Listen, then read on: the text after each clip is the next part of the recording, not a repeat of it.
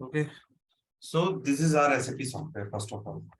ठीक है, ये क्या है, मैंने आप लोगों को लिंक भी कुछ लोगों को वीडियोस भेजा होगा, उसके अंदर भी दिया होगा। ठीक है, तो ये एक 100 MB का एप्लीकेशन है, जैसा कि मैंने वीडियो में बताया था। एंड ये क्या है, हमारा कौन सा वर्जन है ये, 760। ठीक है, इसके बहुत सारे अलग अलग वर्जन आते हैं। तो सिंपल ये मैं एप्लीकेशन आपको सेंड कर दूंगा, आपको अपने जो भी आपका लैपटॉप है उसके अंदर आप इंस्टॉल कर सकते हो। ऐसा कोई पर्टिकुलर स्पेसिफिकेशन नहीं चाहिए, बस आपको क्या चाहिए, विंडोज 8 या 8 के ऊपर कुछ भी होना चाहिए। विंडोज 7 के अंदर ये नहीं चलता। अगर विंडोज 7 है आपके लैपटॉप में तो उसके लिए अलग से कुछ दूसरा सॉफ्टवेयर है, वो मैं अगर आपको वैसा है तो वो भी आपको प्रोवाइड कर दूंगा। ठीक है, सिंपल इसको ओपन करना है। तो ये हमारे सर्वर्स हैं। ठीक है, ये मल्टीपल सर्वर है, जैसे ही कंपनी में आप वर्क करोगे उसके हिसाब से सर्वर रहेगा। तो सिंपल इसको क्या करना है, हमें अगर आप जैसे फर्स्ट टाइम इंस्टॉल करोगे, जब भी आपके लैपटॉप्स में आप लोग जब भी फर्स्ट टाइम इंस्टॉल करोगे तो आपको जाना होगा न्यू पे, देन कनेक्शंस पे। कनेक्शंस में जाने के बाद यूजर स्पेसिफाइड सिस्टम पे, और यहाँ पे आपको डिटेल्स फिल करनी होगी। ठीक है, सो डिटेल्स क्या रहेंगी वो हम देख लेते हैं। डिटेल्स हमारी रहने वाली है, ये चलिए मैं इस सर्वर पर देखूं तो ये इस टाइप से कुछ मेरी डिटेल्स रहने वाली है। ठीक है, जब भी आप सर्वर लेंगे आपको डिटेल, ये जो भी डिटेल्स फिल करना है यहाँ पे तो सब आपको गिवन रहेंगी। ठीक है, मिल जाएंगी वहां से। तो सिंपल जैसे ही आप इसको वो कर लेते हैं, इंस्टॉल कर लेते हैं, तो सिंपल इस पर आपको डबल क्लिक करना है, या तो एक सिंगल क्लिक करके लॉग ऑन कर सकते हैं। तो मैंने क्लिक किया, ये आ गया मेरा log on. User ID password आपका भी अपना पर्सनल रहेगा, मैं अपना डाल देता हूँ और ये मेरा। ठीक है, ये आ गए हम एसएपी के होम पेज पे। तो ये मेरा क्या है, ये मेरा मेन्यू बार है, ये मेरा कमांड बार है, ये मेरा एसएपी मेन्यू है। ऐसे ही हर एक चीज को कुछ ना कुछ कहते हैं। तो इसका पूरा का पूरा एक वो भेज दूंगा मैं आपको, पूरी फाइल भेज दूंगा, तो उसमें सारी की सारी डिटेल रहेंगी किसको एग्जैक्टली क्या कहते हैं, क्योंकि एक एक करके मैं बताऊंगा वो तो आपको याद होने चला। राइट, तो पूरी फाइल में भेज दूंगा, धीरे धीरे धीरे करके आप लोग याद कर लीजिएगा। क्लियर। तो अब आज का हमारा टॉपिक क्या है सबसे पहले तो,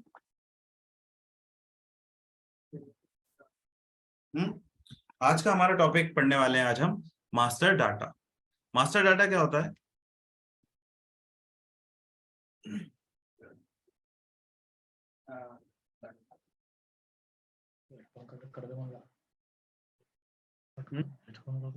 हमें अगर कोई भी आगे चल के कोई भी काम करना है तो किसी ना किसी डाटाबेस के उस पर ही करेंगे ना, रेफरेंस में करेंगे। तो वही हमारा मास्टर डाटा होता है, जिसके रेफरेंस में हम कोई भी काम करते हैं आगे चल के। जैसे कि अगर मुझे बीओ बनाना है तो मुझे मटेरियल चाहिए ना, मटेरियल के बिना मैं किसी चीज को खरीद सकता हूँ क्या, किसी ना किसी वेंडर से ही खरीदना पड़ेगा ना, उसकी बाकी की इन्फॉर्मेशन चाहिए ना। तो ये जो सारी की सारी चीजें, ये क्या है, मेरी मास्टर डाटा। तो बेसिकली अगर एमएम के पॉइंट ऑफ व्यू से देखा जाए तो मेजरली 6 मास्टर डाटा होते हैं हमारे। पहला होता है मटेरियल मास्टर, दूसरा होता है वेंडर मास्टर, तीसरा होता है परचेसिंग इन्फो रिकॉर्ड, चौथा होता है सोर्स लिस्ट, पांचवा होता है कोटा मैनेजमेंट, और एक होता है सर्विस मास्टर। ठीक है, तो ये धीरे धीरे करके हम 6 के 6 सारे के सारे मास्टर डाटा पढ़ेंगे। और वैसे और भी बहुत सारे होते हैं, वर्क बेंच होता है, अपना बिल ऑफ मटेरियल होता है, बहुत सारे होते हैं, वो अलग अलग मॉड्यूल के अकॉर्डिंगली रिक्वायरमेंट होती है। बट अगर हम ऐसा एसएपी एमएम कंसल्टेंट देखें तो हमारे मेजर ये 6 मास्टर डाटा होते हैं। ठीक है, इतना क्लियर। तो आज हम कौन सा पढ़ने वाले हैं, नोटबुक है, नोटबुक निकाल लो।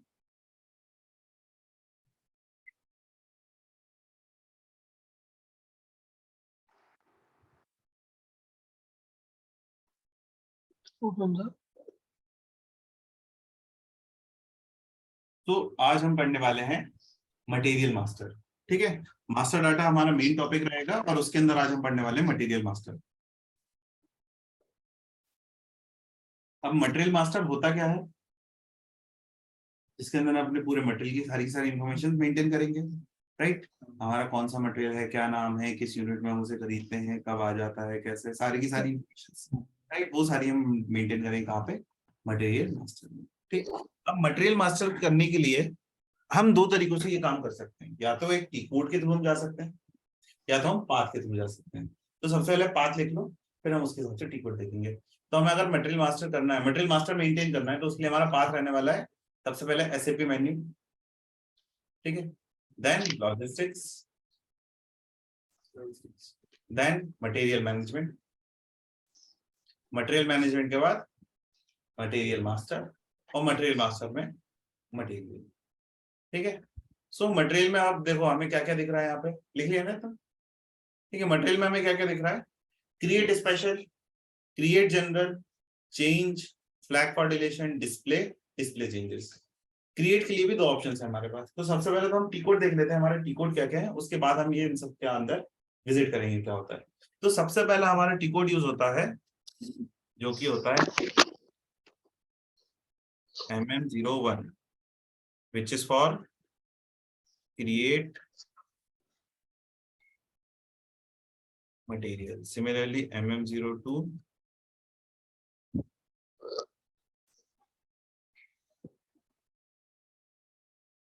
change material, MM03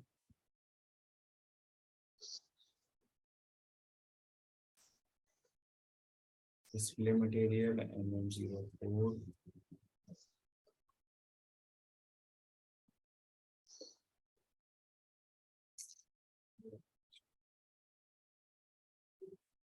display changes, MM06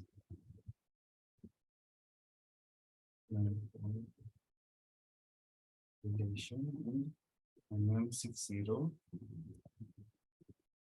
material, AM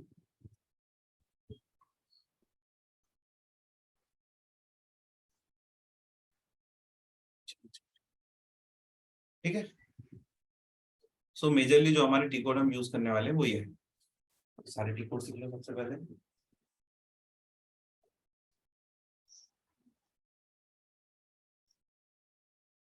zero one create, 02 change, 03 display, 04 display changes, 06 flag for deletion, 60 material list and AM change material.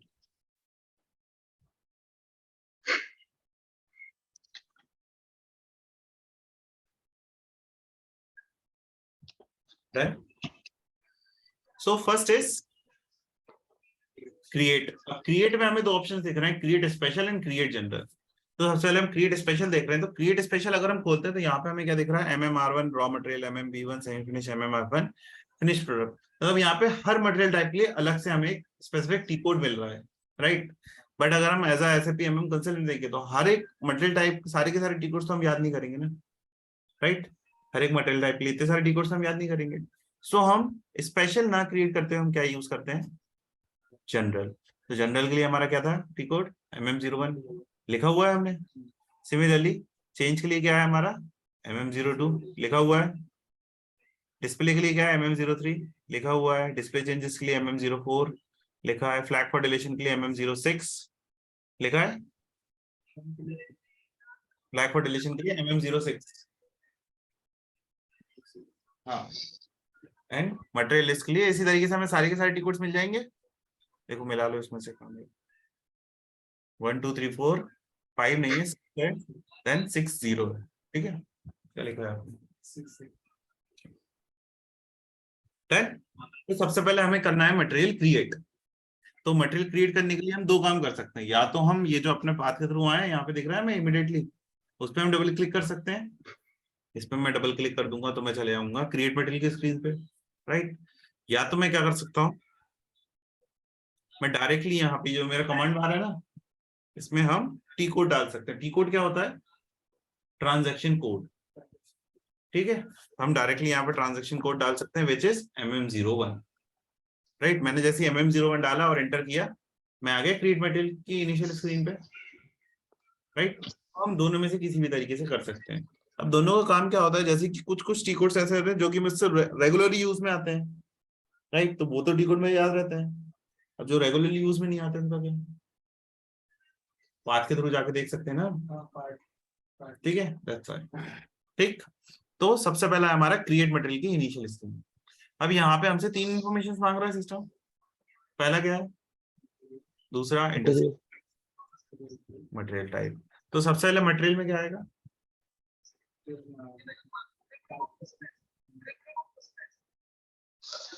Material का नाम, जैसे कि आप बोल रहे थे, जैसे कि ये पेन है तो मैंने इसको पेन दे दिया नाम।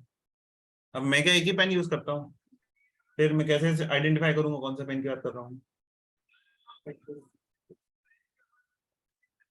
कंपनी तो अलग है, हाँ कंपनी का नाम। तो अभी तो मटेरियल की बात कर रहे हैं ना। फिर अगर इसको मैं एक नंबर दे दूं, इसका नंबर है 10, आइडेंटिफाई कर सकता हूँ एग्जैक्टली कौन सा पेन है, कर सकता हूँ। तो मतलब यहाँ मटेरियल में क्या आएगा हमारा, इसके लिए आएगी नंबर रेंज। ठीक है, अब नंबर रेंज की अगर हम बात कर रहे हैं तो फर्स्ट वाले में आ रही नंबर रेंज। तो नंबर रेंज क्या होता है, हमारे दो टाइप की होती है एसएपी के अंदर। पहली होती है हमारी इंटरनल नंबर रेंज, दूसरी होती है एक्सटर्नल नंबर रेंज। अब इंटरनल नंबर रेंज क्या होती है और एक्सटर्नल नंबर रेंज क्या होती है?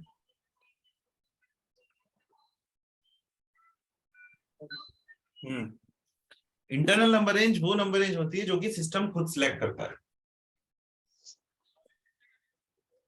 मतलब अगर यहाँ पे मैं कोई डाटा ब्लैंक छोड़ दूं और सिस्टम खुद से एक नंबर ले ले, वो क्या हो गई, internally number range, right. Then external number range क्या होती है, जो कि हम उसे प्रोवाइड करते हैं। मतलब यहाँ पे मैं कुछ भी टाइप करूंगा, वो क्या हो जाएगी मेरी एक्सटर्नल नंबर रेंज, राइट। सो अगर हम इंटरनल नंबर रेंज, देखो इंटरनल नंबर रेंज तो ऑटोमेटिक सिस्टम डिराइव कर रहा है, तो वो तो रिपीट होगी नहीं, राइट। सिस्टम खुद ही दे रहा है ना, तो सिस्टम तो रिपीट करेगा नहीं कोई नंबर, राइट। वहीं अगर कोई एक्सटर्नल नंबर रेंज है, यस, हाँ,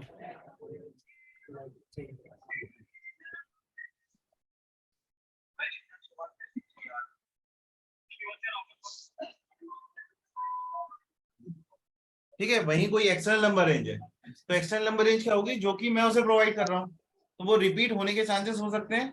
तो अगर कोई नंबर ऑलरेडी एग्जिस्ट करता है तो वो सिस्टम सिलेक्ट नहीं करेगा, ठीक है। जैसे मैंने एक किसी मटेरियल को नाम दे दिया पेन, एक्सटर्नल नंबर रेंज की बात कर रहा हूँ ना, तो मैं फिर से अगर किसी दूसरे मटेरियल को पेन दूंगा ना, तो पेन नहीं लेगा, ठीक है। उसके लिए हमें क्या देना पड़ेगा, पेन 1, पेन 2, पेन 3, ऐसे कुछ ना कुछ और देना पड़ेगा, ठीक है। तो इंटरनल नंबर रेंज तो ऑटोमेटिकली रिपीट नहीं होती, एक्सटर्नल नंबर रेंज सिस्टम हमें वार्न करता है कि रिपीट नहीं होती।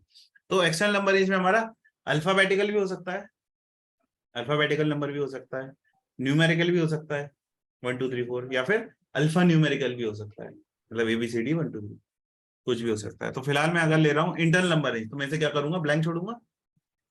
देन आता है मेरा इंडस्ट्री सेक्टर। अब इंडस्ट्री सेक्टर क्या होता है,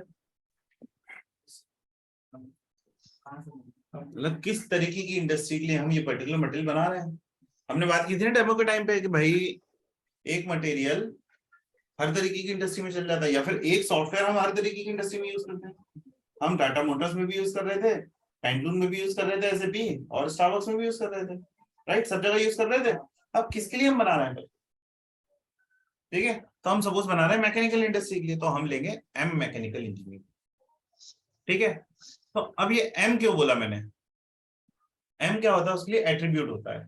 तो कई बार क्या होता है, जैसे आप जब पहली पहली बार इंस्टॉल तो आपको एम नहीं दिखेगा, ठीक है। तो वो एम देखने के लिए आपको क्या करना होगा, हाँ,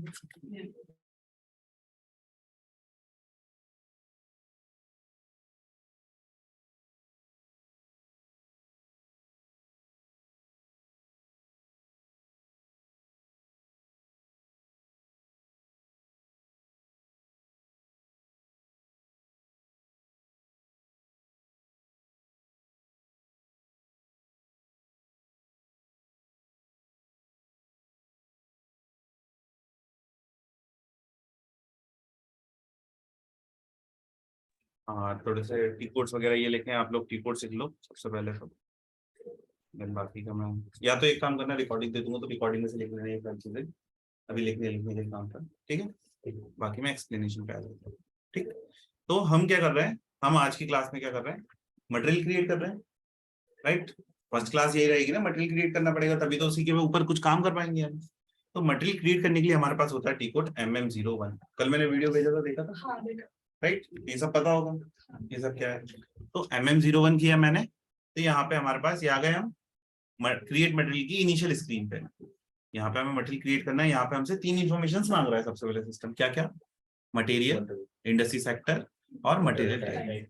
सो सबसे पहले मटेरियल में क्या आएगा, इंटरनल नंबर रेंज आएगी उसकी। जैसे कि अगर सपोज मैं ये पेन की बात करूं, तो पेन को अगर मैं इसको डिनोट करता हूँ पेन से, तो मैं आइडेंटिफाई नहीं कर सकता ना कि भाई मैं किस पेन की बात कर रहा हूँ, ब्लू पेन की बात कर रहा हूँ, ब्लैक पेन की बात कर रहा हूँ, किस ब्रांड के पेन की बात कर रहा हूँ, राइट, आइडेंटिफाई नहीं कर पाऊंगा। बट वहीं अगर मैं इसे एक नंबर दे दूं, सपोज 10, तो मैं आइडेंटिफाई एग्जैक्टली कर सकता हूँ कौन सा पेन है, राइट। तो सबसे पहले मटेरियल में क्या आएगा, हम उसकी नंबर रेंज, ठीक है। तो नंबर रेंज सिस्टम में अपने एससीपी के अंदर होती है दो टाइप की, इंटरनल और एक्सटर्नल। इंटरनल क्या, जो कि सिस्टम खुद सिलेक्ट करे, ठीक है। मैंने यहाँ ब्लैंक छोड़ दिया, सिस्टम ने खुद ने एक नंबर रेंज सिलेक्ट कर ली। सपोज मैंने एक नंबर रेंज असाइन करके रखी 1 to 100, पहला मटेरियल तो 1, दूसरा मटेरियल 2, तीसरा मटेरियल 3, चौथा मटेरियल 4, ऐसे करके 100 तक नंबर रेंज ले लेगा, राइट। एक्सटर्नल नंबर रेंज क्या है, यहाँ पे मैंने कुछ टाइप कर दिया। अब वो कुछ भी हो सकता है, अल्फाबेटिकल भी हो सकता है, न्यूमेरिकल भी हो सकता है, या अल्फा न्यूमेरिकल भी हो सकता है, राइट। तो वो हमारी नंबर रेंज हो जाएगी जो भी हमने टाइप किया है। नेक्स्ट आता है हमारा इंडस्ट्री सेक्टर। इंडस्ट्री सेक्टर क्या होता है, जैसे कि हमने देखा था सबसे पहले डेमो में कि हमारा एक एसएपी सॉफ्टवेयर हर तरीके की इंडस्ट्री में वर्क करता है, राइट। किसी भी तरीके की इंडस्ट्री कहीं पे भी वर्क करता है। तो ये जो पर्टिकुलर हम मटेरियल बना रहे हैं, किस इंडस्ट्री के लिए बना रहे हैं, किस इंडस्ट्री के लिए बना रहे हैं, हम फिलहाल बना रहे हैं मैकेनिकल इंजीनियरिंग के लिए। तो हम इसमें लेंगे एम मैकेनिकल इंजीनियरिंग। भाई एम क्यों बोला मैंने, एम क्या होता है, एट्रीब्यूट होता है जिसके अंदर ही सारा का सारा डाटा होता है, ठीक है। एक एट्रीब्यूट होता है जिसमें डाटा होता है। अब कई बार क्या होगा, आपको ये एम नहीं दिखेगा। फॉर एग्जांपल जैसे आप अपने लैपटॉप या पीसी में कभी सबसे पहले इंस्टॉल करोगे ना, तो आपको एम नहीं दिखेगा। तो उसके लिए क्या करना होगा, हमें हमें जाना होगा कस्टमाइज लोकल लेआउट में, ठीक। इसके बाद ऑप्शंस, ऑप्शंस के बाद इंटरेक्शन डिजाइन, और इसके अंदर विजुअलाइजेशन 1। इसमें ये दिख रहा है शो की with in drop down list, इसको एक्टिव कर देना है, ठीक है। जैसे ही आप इसको एक्टिव करते हो तो आपको आपके सारे के सारे एट्रीब्यूट्स दिखने लगेंगे, क्लियर। जैसे कि एक बार मैं डीएक्टिव करके दिखा देता हूँ आपको कैसे होता है। लाइक ये अब अगर मैं इस पेज को रिफ्रेश करता हूँ ना, यहाँ पे मुझे एम नहीं दिख रहा, सिर्फ मैकेनिकल दिख रहा है, या फिर बाकी सारे भी ऐसे ही दिख रहा है। मुझे एग्जैक्टली नहीं पता चल रहा ना कौन सा एट्रीब्यूट है। अब यहाँ पे मैकेनिकल के नाम से तो बहुत सारे हैं, ये भी एक मैकेनिकल इंजीनियरिंग है, ये भी मैकेनिकल है, ये भी मैकेनिक है। अब मैं किसकी बात कर रहा हूँ एग्जैक्टली, ये आइडेंटिफाई नहीं कर पा रहा हूँ मैं। बट और सिमिलरली यहाँ पे भी मटेरियल टाइप की अगर हम बात करें तो यहाँ पे भी बहुत सारे अलग अलग मटेरियल टाइप दिख रहे हैं। देखो कितने सारे आरओएस दिख रहे हैं, राइट। अब एग्जैक्टली मैं किसके लिए काम करना चाह रहा हूँ वो तो नहीं दिख रहा। तो उसके लिए क्या कर सकता हूँ, मैं जा सकता हूँ कस्टमाइज में, ऑप्शंस में, इंटरेक्शन डिजाइन, शो की with in drop down list को एक्टिव करके अप्लाई कर दिया, ओके कर दिया। तो अगर हम फिर से इसे रिफ्रेश करते हैं, सॉरी 01, सो आ गया है, ठीक है। इसी तरीके से हर एक के लिए एट्रीब्यूट होगा, ठीक। तो ये मैंने एम ले लिया, इंटर कर दिया। नेक्स्ट आता है मेरा मटेरियल टाइप। अब कितने टाइप के मटेरियल्स होते हैं हमारे जनरली, जनरली अगर हम देखें तो 3 टाइप के मटेरियल होते हैं, raw material, semi finish material और फिनिश मटेरियल, राइट। तो अगर मैं बात करूं ये पेन की, तो ये पेन क्या है, रॉ मटेरियल है, semi finish material, finish material, finish material, ठीक है। मैं बात करूं इंजन की, इंजन क्या होता है, रॉ मटेरियल होता है, सेमी फिनिश होता है, फिनिश होता है, सेमी फिनिश होता है, ठीक। मैं बात करूं सीमेंट की, सीमेंट क्या होता है, raw, semi finish, finish, raw material होता है, ठीक है। चलो ये क्या बोला था, फिनिश, राइट। मेरा इंस्टीट्यूट है, मैं इस मटेरियल को खरीदने जा रहा हूँ, मेरे लिए क्या है, मैं इससे कुछ आगे काम करूंगा ना, क्या है मेरे लिए, रॉ मटेरियल, अभी तो फिनिश था। सीमेंट है, मेरी फैक्ट्री है सीमेंट की, मैं सीमेंट मैन्युफैक्चर करता हूँ, सीमेंट क्या हुई मेरे लिए, रॉ हुई, फिनिश हुई, तो अभी तो रॉ था, है ना।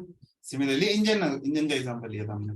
तो इंजन, मेरी कंपनी इंजन मैन्युफैक्चर करके सेल करती है, इंजन क्या हुआ मेरे लिए, फिनिश हुआ ना। तो कोई भी मटेरियल को हम डिफाइन नहीं कर सकते कि ये रॉ है, सेमी फिनिश है, फिनिश है। कब तक, जब तक हमारे पास उसका कुछ बैकग्राउंड या फिर उसकी कोई कंडीशंस ना हो, ठीक है। बट अगर हम किसी चीज को कहना चाहें कि इस टाइप का मटेरियल रॉ हो सकता है, तो उसके लिए हम एक सिंपल सी डेफिनेशन दे सकते हैं कि जो मटेरियल हम डायरेक्टली किसी से परचेस करते हैं वो हमारे लिए क्या होता है,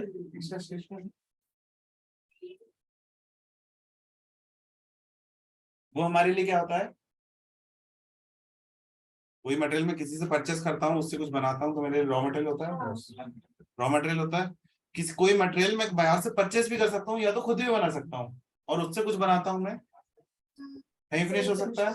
और कोई मटेरियल फिनिश सेल करता हूँ, फिनिश मटेरियल, राइट। एक नॉर्मल सी अपनी डेफिनेशन दे सकते हैं, राइट। तो हम कभी भी किसी मटेरियल को डिफाइन नहीं करेंगे कि रॉ है, सेमी फिनिश है, फिनिश है, जब तक हमारे पास उसकी कंडीशन ना हो। जैसे कि हमने सीमेंट की बात करी थी, सीमेंट की अगर मेरी फैक्ट्री में मेरे लिए फिनिश मटेरियल होगा ना, और उसी सीमेंट से अगर मैं घर बनाने जा रहा हूँ, मेरे लिए क्या होगा? Same finish good.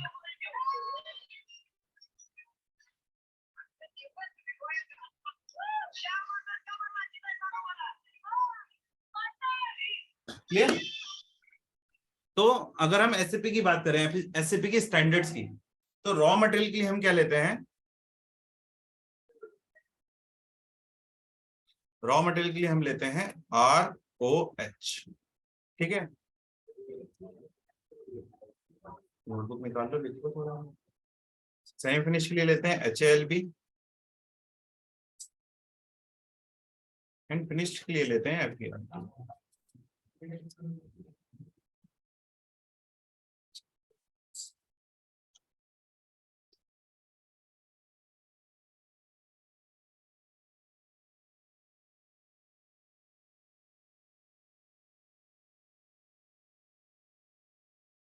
ठीक है, अब ऐसा क्यों कि भाई मैं रॉ मटेरियल के लिए ROH ही क्यों लूंगा, या सेमी फिनिश के लिए HALB, या फिनिश के लिए FBRT? इज इट कंपलसरी क्या? तो एसएपी में एक बात याद रखना, कुछ भी कंपलसरी नहीं, एज पर रिक्वायरमेंट होता है हर चीज, ठीक है। तो अगर मेरी कंपनी एसएपी का स्टैंडर्ड फॉर्मेट यूज कर रही है, तो जो एसएपी की स्टैंडर्ड टर्मिनोलॉजीज है ना, वो यूज कर रही है, तो वो क्या यूज करेगी? ये टर्मिनोलॉजी यूज करेगी।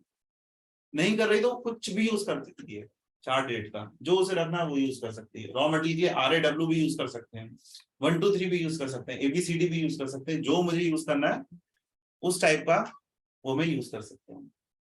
क्लियर? तो ये हो गया हमारा रॉ मटेरियल के लिए। तो अभी हम क्या स्टैंडर्ड फॉर्मेट में ही पढ़ेंगे सारी चीजें, राइट। तो स्टैंडर्ड के लिए हम ये लेने वाले हैं।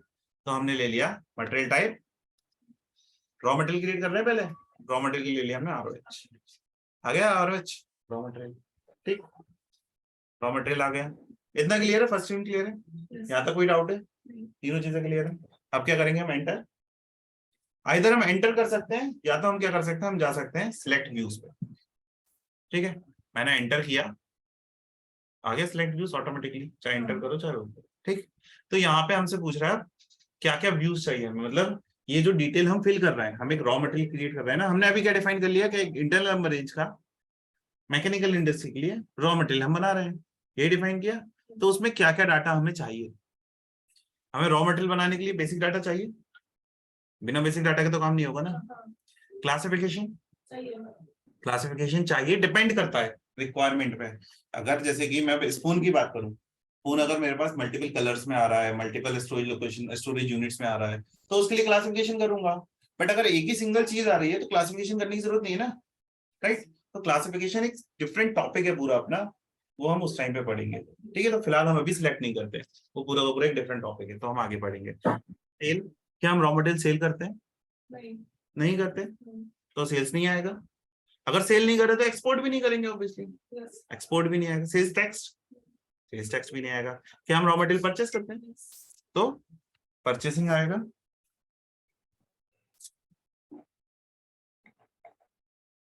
ठीक है। सो हमारा बेसिक डाटा 1 हो गया, 2 हो गया, परचेसिंग हो गया। अगर हम कहीं से इंपोर्ट कर रहे हैं, वही सेम मटेरियल हम कहीं बाहर से दूसरी कंट्री से इंपोर्ट कर रहे हैं, तो हम इंपोर्ट लेंगे, नहीं तो लेने की जरूरत नहीं है। देन परचेस ऑर्डर टैक्स, अगर हमें चाहते हैं, हमें परचेस ऑर्डर टैक्स चाहिए कि हमें इस मटेरियल के लिए कोई स्पेसिफिक डाटा मेंटेन करना है कि ये मटेरियल ऐसा आना चाहिए, वैसा आना चाहिए, कुछ टेक्स्ट में जो कि हम इस सॉफ्टवेयर के अंदर मेंटेन नहीं कर रहे, तो हम परचेस ऑर्डर टैक्स ले लेंगे, राइट।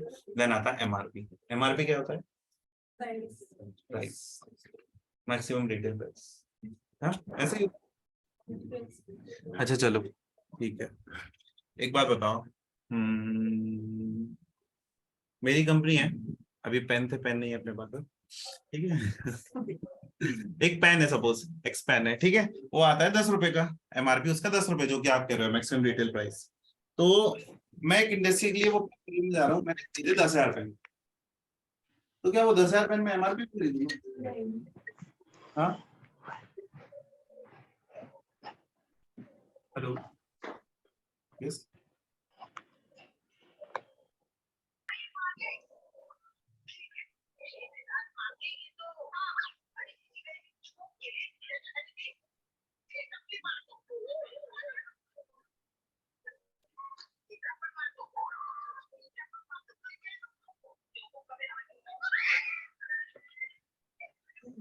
नहीं ना, तो फिर एमआरपी तो वो नहीं है ना ये,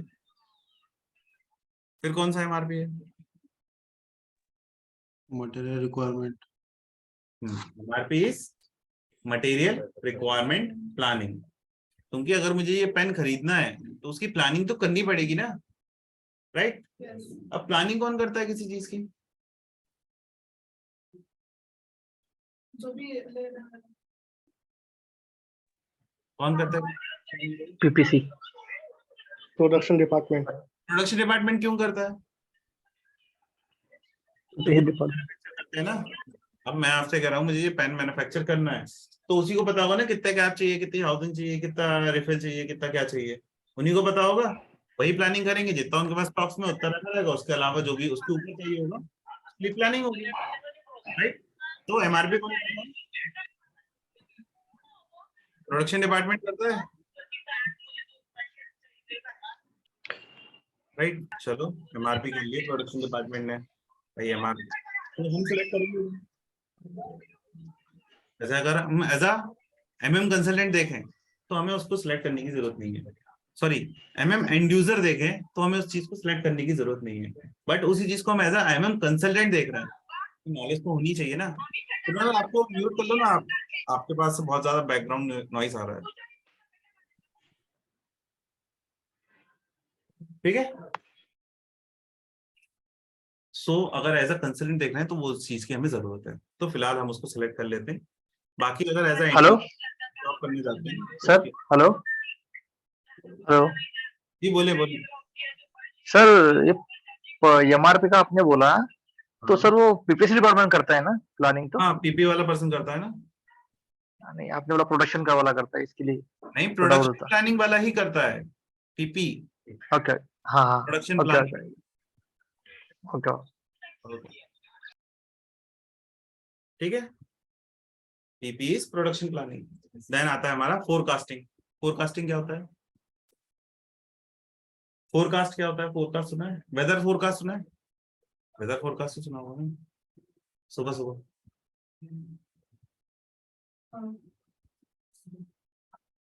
अंदाजा लगाते हैं हम, भाई आज बारिश होगी नहीं होगी, राइट? वही होता है ना वेदर फोरकास्ट, राइट? सिमिलरली मैं पुराने डाटा के बेसिस पे ही लगाते हैं कि भाई अभी लास्ट टाइम इतने क्लाउड से इतनी विंड चल रही थी, उसके हिसाब से यहाँ पे बारिश होगी। सिमिलरली मेरे पास एक मटेरियल है, मेरे पास लास्ट मंथ में इतना यूज हुआ था, उसके लास्ट मंथ में इतना यूज हुआ था, उसके लास्ट मंथ में इतना यूज हुआ था, तो इस मंथ में इतना यूज होना चाहिए। आगे का मटेरियल की रिक्वायरमेंट का अंदाजा लगाना, फोरकास्ट करना, राइट? तो सबसे पहला तो हमारा काम एमआरपी करना ही नहीं है, तो फोरकास्टिंग हम नहीं करेंगे, राइट? फोरकास्टिंग नहीं करेंगे। देन अब मैं आपसे एक मटेरियल लेता हूँ, कोई भी मैं एक मटेरियल परचेस कर रहा हूँ तो कहीं ना कहीं तो स्टोर करूंगा ही ना उसे, राइट? तो स्टोरेज आएगा, राइट? स्टोरेज ले लिया हमने। अगर उसी चीज को हम वेयरहाउस में स्टोर कर रहे हैं तो वेयरहाउस ले लेंगे हम। देन क्वालिटी करना चाहें हम क्वालिटी ले सकते हैं।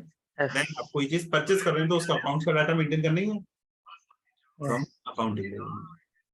क्लियर? ज्यादा क्लियर है? तो हमने कौन कौन से व्यूज लिए? Basic data, purchasing, MRP, general plan data storage और अकाउंटिंग। हमारे मेजरली व्यूज हमने लिए, जिसमें से हमारे 3 काम के सबसे ज्यादा, अगर एज अ परचेसिंग डिपार्टमेंट देखा जाए या फिर एमएम से देखा जाए, बेसिक डाटा, परचेसिंग और अकाउंटिंग।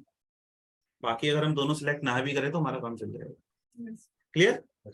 इतना डाला, अब एंटर कर देंगे हम। एंटर किया, नेक्स्ट आ गया हमारा प्लांट।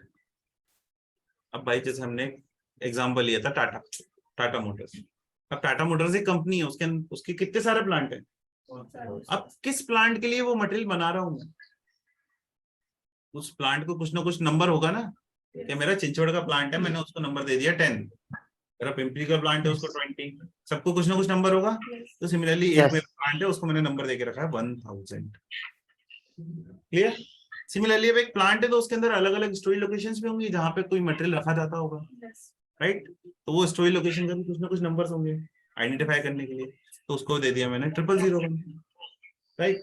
तो फिलहाल जब तक हम एंड यूजर कर रहे हैं ना, हम यही डाटा पे काम कर रहे हैं, 1000 प्लांट के लिए 0001, ठीक है? बाकी जैसे हम कंसल्टेंट पे जाएंगे ना, तो हमने यहाँ पे सबसे पहले क्या देखा, इंटरनल नंबर देखी, इंटरनल एक्सटर्नल, वो नंबर कैसे क्रिएट होता है वो भी हम देखेंगे। इंडस्ट्री सेक्टर देखा, वो कैसे क्रिएट होता है हम वो भी देखेंगे। मटेरियल टाइप देखा ROHHLP, ये चीजें कैसे क्रिएट होती हैं वो भी देखेंगे। मतलब हर चीज, ये प्लांट कैसे क्रिएट होता है, स्ट्रीट लोकेशन कैसे क्रिएट होता है, वो सारी चीजें भी हम देखेंगे। बट पहले हम उसको जान लेंगे उसका यूज क्या है, कहाँ यूज करते हैं, देन हम उसको देखते आएंगे आगे धीरे धीरे धीरे करके कि सारी चीजें क्रिएट कैसे होती है, कहाँ कैसे होता है। क्लियर है? इतना किया अगेन एंटर। अब आ गए हम स्क्रीन पे क्रिएट मटेरियल की। ठीक है, तो यहाँ पे सबसे पहले मांग रहा है मुझसे, देखो हमने वहां डाटा खाली छोड़ा था मटेरियल के लिए, यहाँ नंबर ही जनरेट हो गया उसका। ठीक है, सिस्टम ने एक नंबर दे दिया उसको। देन आता है यहाँ पे हमारा सबसे पहले मटेरियल डिस्क्रिप्शन कि भाई मटेरियल है क्या एग्जैक्टली। तो हम बात कर रहे थे मटेरियल है ऐसा है वैसा है, क्या है मटेरियल। अब सपोज है क्या है, स्टील है या फिर कुछ भी है, स्टील का कुछ भी है, एक्सवाइजेड कुछ भी, स्टील का शाफ्ट है, कुछ भी एक्सवाइजेड हो सकता है, स्टील है। ठीक, उसका कुछ अगर स्टील शीट्स है, स्टील का शीट है, ठीक है, उसका कोई मेजरमेंट भी हो सकता है, स्पेसिफाई 1.2 mm, 3 mm। 3x3x5 कुछ ना कुछ हो सकता है एक्सवाइजेड, वो भी हम यहाँ पे आइडेंटिफाई कर सकते हैं। देन अगर मैं कोई स्टील का कोई चीज खरीदता हूँ तो किस यूनिट में खरीदता हूँ मैं उसे?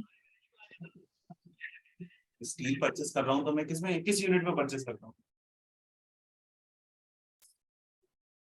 नंबर्स में या फिर मीटर में। केजी में करते हैं ना कोई भी भाई, हाँ केजी में, केजी में, परचेस केजी करते हैं, यूनिट ऑफ मेजरमेंट केजी में। होता है। तो अब मुझे अच्छा। नहीं पता कि किलोग्राम की केजी है सपोज, राइट, तो मैं यहाँ पे क्या कर सकता हूँ, इसको यहाँ पे जाके एक्सप्लोर कर सकता हूँ। ये जो बनाया ना मेरा, ये यहाँ पे जाके मैं एक्सप्लोर कर सकता हूँ। तो एक्सप्लोर के लिए या तो मैं इस पे क्लिक कर सकता हूँ या तो मैं F4 क्लिक कर सकता हूँ, फंक्शन 4 की होती है कीबोर्ड में, उस पे क्लिक कर सकता हूँ, दोनों में से कुछ भी यूज कर सकता हूँ मैं। अब यहाँ पे मुझे केजी ढूंढना है तो मैं क्या करूंगा, फाइंड करूंगा, या तो इसके लिए कंट्रोल F करूंगा या तो सिंपल फाइंड पे क्लिक कर दूंगा। ठीक है, तो क्या है भाई, किलोग्राम। किलोग्राम सर्च किया मैंने, एंटर किया, जूल किलोग्राम नहीं, फाइंड अगेन, ये आ गया मेरा केजी, किलोग्राम मैंने केजी ले लिया। आ गया, अगर मुझे पता है तो मैं डायरेक्टली केजी भी इनपुट कर सकता हूँ, कोई इशू नहीं है। देन आता है मेरा मटेरियल ग्रुप। अब ये जो मेरा मटेरियल है किस ग्रुप का है, इससे एग्जैक्टली होने क्या वाला है, कहाँ पे आ रहा है, तो ये किस लिए है, सपोज मेटल प्रोसेसिंग होने वाली है इससे, तो हमने मेटल प्रोसेसिंग ले ली, और कुछ होने वाले तो हम फाइंड करके वो ले सकते हैं, ये ले लिया भाई। देन आता है ओन मटेरियल नंबर। अब जैसे कि ये मेरा सेल फोन है, आज बन रहा है ग्लास से, आज से पहले बनता था प्लास्टिक से, उससे पहले बनता था स्टेनलेस स्टील से, कुछ हमेशा कुछ ना कुछ प्रॉपर्टीज चेंज होती रहती है कोई चीज बनाने की, राइट। तो आज मैं जो स्टील यूज कर रहा हूँ इसकी जगह पहले मैं प्लास्टिक यूज कर रहा था, तो उस प्लास्टिक का भी कुछ मटेरियल नंबर होगा, बराबर, तो उसका यहाँ मटेरियल नंबर आ जाएगा। उस प्लास्टिक का भी कुछ मटेरियल ग्रुप होगा, मटेरियल ग्रुप आ जाएगा। ठीक है, देन आता है हमारा ये जो हमारा स्टील है, ये किस डिवीजन में यूज हो रहा है वो हम फिल कर सकते हैं, किसी लैब या ऑफिस में यूज हो रहा है वो हम यूज कर सकते हैं, उसका प्रोडक्शन का लोकेशन क्या है वो हम यूज कर सकते हैं, उसका ग्रॉस वेट क्या है, नेट वेट क्या है, वॉल्यूम क्या है, साइज क्या है, सारी चीजें अवेलेबल होंगी हमारे पास, राइट। जब हम कंपनी में काम करेंगे पूरी की पूरी शीट आती है हमारे पास कि ये डाटा फिल करना है, तो ये सारा डाटा अवेलेबल होगा हमारे पास, है तो हम डायरेक्टली फिल कर सकते हैं, अभी फिलहाल नहीं है तो ब्लैंक छोड़ देंगे। एंटर कर दिया, आगे आए, जैसे कि अब क्या है यहाँ पे डिजाइन ड्राइंग्स। अब मैं जैसे कि सपोज ये पेन बना रहा हूँ, तो ये पेन का मेरे पास एक ड्राइंग होगी ना, कैट कैम पे ड्राइंग होगी, कहीं ना कहीं ड्राइंग होगी, तो उस ड्राइंग का कुछ ना कुछ नंबर होगा, डॉक्यूमेंट होगा, उस डॉक्यूमेंट का कुछ टाइप होगा, उसका कुछ फॉर्मेट होगा, पेज नंबर होगा, सारी चीजें होंगी, वो सारी चीजें अवेलेबल भी होंगी हमारे पास, फिल कर सकते हैं, नहीं है तो ब्लैंक छोड़ देंगे। अगेन एंटर कर दिया, नेक्स्ट आ गए, आगे आ गए हम यहाँ पे, जैसे कि अब आ गए हम परचेसिंग में, तो मेरे पास परचेसिंग का डाटा नहीं है, तो क्या यहाँ मैं ब्लैंक छोड़ सकता हूँ, क्यों नहीं? हाँ, तो चलो मैंने एंटर दबा दिया, क्या कह रहा है, कितना भी एंटर दबा लूं यहाँ पे आगे नहीं बढ़ रहा, क्यों नहीं बढ़ रहा, क्योंकि यहाँ पे एक है मेरी रिक्वायर्ड एंट्री, कौन सी, ये टिक दिख रहा है यहाँ पे, ये होती है मेरी रिक्वायर्ड एंट्री। तो ऐसी 4